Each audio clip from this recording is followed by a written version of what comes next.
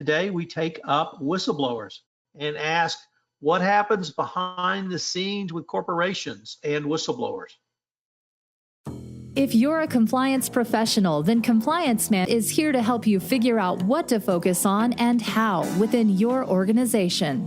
Join your host, Tim Khasanov-Batirov, the Compliance Man, for 3 minutes of condensed compliance awesomeness.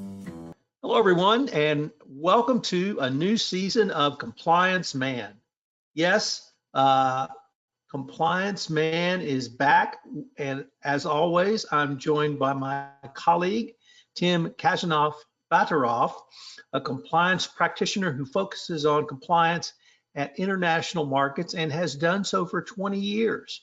He's worked in 6 countries as an in-house compliance practitioner, and now I'm excited to announce he has started his own consulting practice, working with senior managers and compliance officers globally on complex ethics and compliance matters. He's also a co-founder of the Compliance Club, an international community of practitioners who have meetings of which I am honored to periodically attend, sharing best practices and trends with compliance. You can learn more about Tim, his Compliance Man Illustrated series, a YouTube channel, and request advice by clicking on the link that we're going to add in the show notes. And this season of Compliance Man, which will be a 10-episode season, today we're going to take up episode number 1, which is an incredibly timely topic. The question is, are whistleblowers enemies for corporations? This season is our true or false season, and in each podcast, we'll take a different issue with Tim, a provocative topic from the corporate real-life agenda, and find out if it's true or false. As always, it will be tough and straightforward talks, and we invite you to participate in our discussions by commenting on each podcast and perhaps proposing topics for the true or false series. Tom, thank you so much for having me. And dear listeners, we're glad that you are joining us for the new season of the Compliance Man. And as Tom, as you have said, let's talk about this very provocative topic, because as you have said, I am for 20 years been working as an in-house compliance person, and I can tell you very sincerely what I've heard. Behind the scenes, corporates are confessing that in many cases they do not like whistleblowers. They think whistleblowers bring problems. Some senior managers think that they don't know how to protect whistleblowers on practice, while theoretically there are methodologies and all these things, but in practice, what I've heard, management is saying it's a problem, we don't know how to deal with them, and we don't know what to do with them.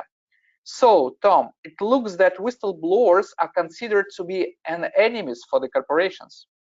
So, Tim, let me pose some true or false questions to you. These questions will include, can whistleblowers protect company and management from big problems? Can whistleblowers signal unethical or even unlawful practices in a corporation? And then 3, is it a challenge to protect whistleblowers in the corporate reality? So starting off, number 1, what do you see? Well, I would agree with you, Tom, that whistleblowers can protect company and management from being problems by signaling about sometimes not a big problem so far, or problem that could become bigger. So I would agree with you that whistleblowers can protect company.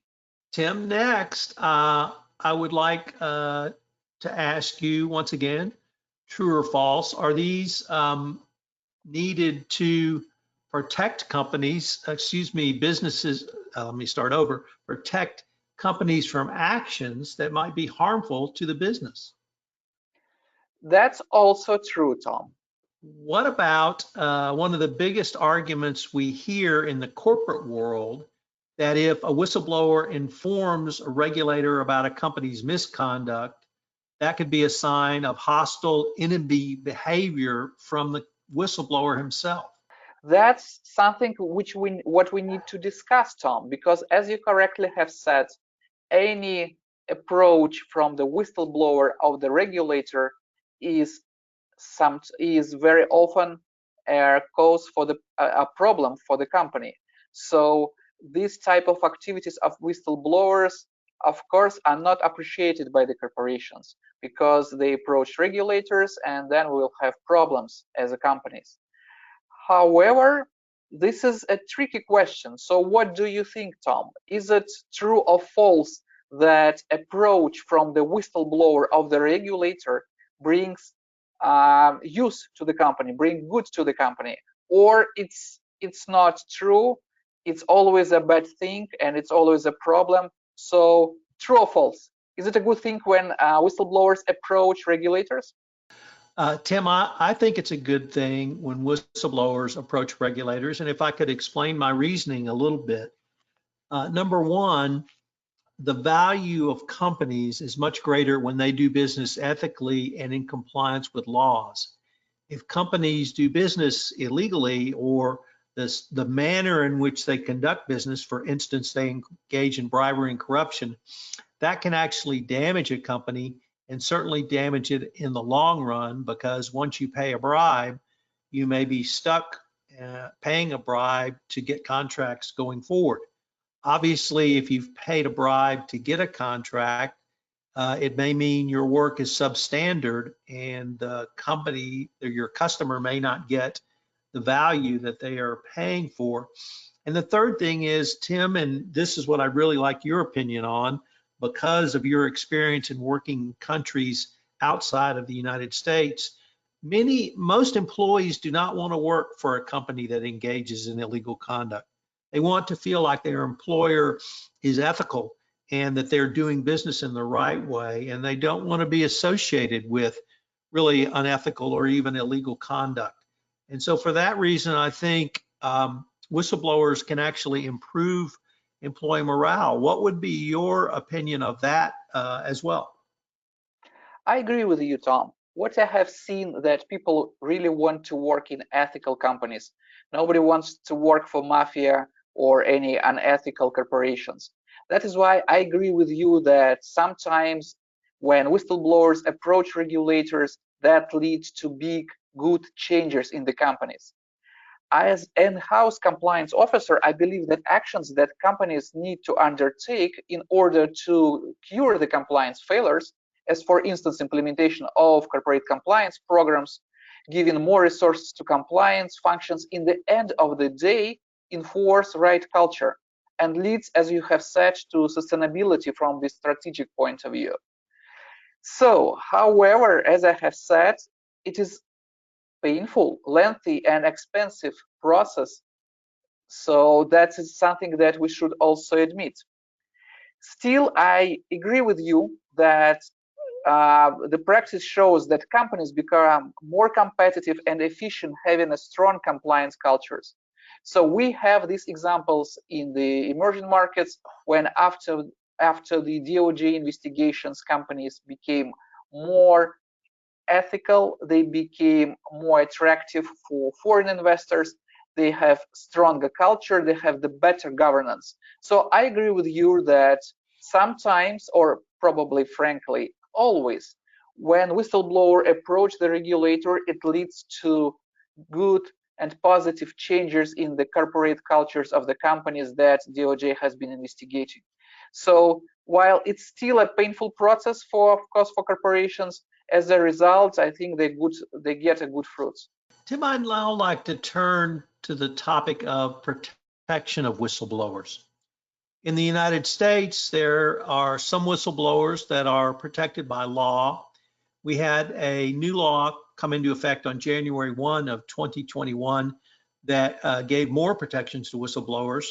The European Union has enacted a directive regarding whistleblower protection, which will become effective in December 2021, requiring companies to have programs in place to protect whistleblowers.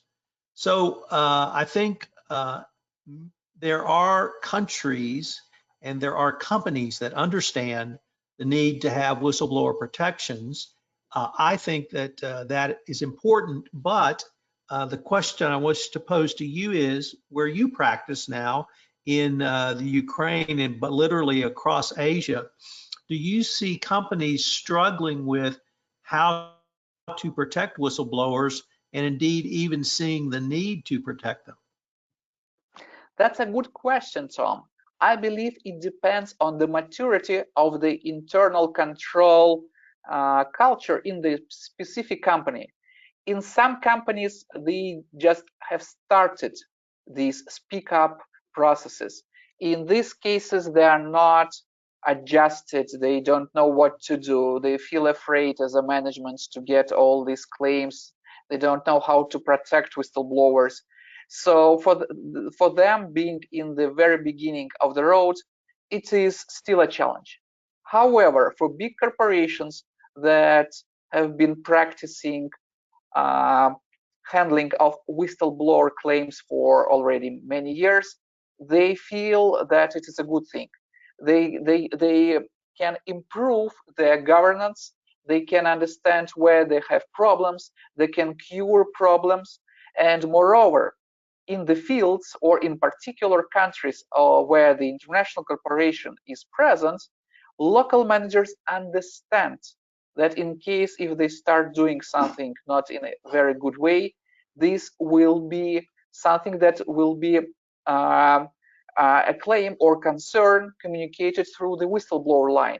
So it also acts as a method of protection of the company. So it's a kind of proactive measure as well. So I believe that the majority of big corporations understand that it's important to protect whistleblowers and to have these instruments, I mean this whistleblower hotline, as an effective measure. However, for the many corporations, it is still a challenge because they're in the very beginning. Tim, unfortunately, we are near the end of the time for this episode of Compliance Man, True or False. But I hope that our listeners will join us again next week when we have our next episode. And for Tim Khasanov-Batirov, this is Tom Fox. We look forward to visiting with you again. Thank you. Hello, everyone. This is Tom Fox again. I'd like to thank you for listening to this episode of Compliance Man, True or False. If you'd like more information about Tim, I've linked to his LinkedIn profile in the show notes. Or if you need some help in Ukraine, Russia, or any of the countries in that part of the world, he's definitely the guy for you to contact. If you're interested in finding out what it's like to move to the CCO role or to sit in the CCO chair, I hope you'll check out my series, The Compliance Life, where for 1 month I focus on a current or former CCO. This month, it's Gabe Hidalgo. Gabe has a fascinating journey to the CCO chair. He's now a managing director at K2 Integrity.